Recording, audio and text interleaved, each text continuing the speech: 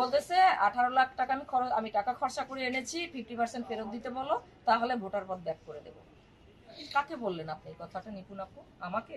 আপনি কি আমাকে আদালত থেকে ছেড়ে আনছেন? না আমি 184 বা 103 জনের মধ্যে ছিলাম?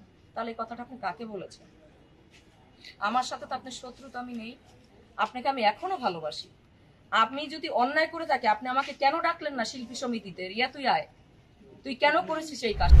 তো আমি সকালবেলা ঘুম থেকে 12টা বাজে উঠেই আমি প্রথম ফোনটা দিয়েছিলাম কাঞ্চন ভাইয়াকে।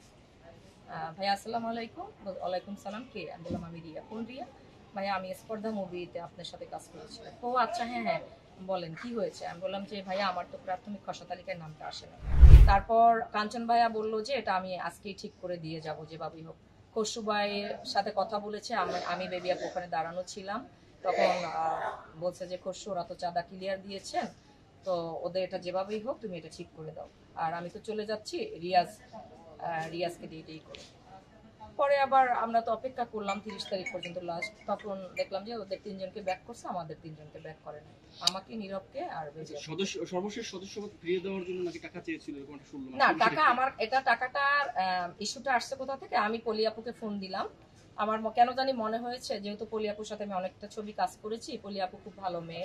মাঝে একটু আমি বলি, অন্যান্যদের তো ভোটার যে ফিরিয়ে দিয়েছে, আপনারটা কেন দেওয়া হয়নি? না আমি তো 384 জনের মধ্যে ছিলাম না, কোনোদিনও ছিলাম না।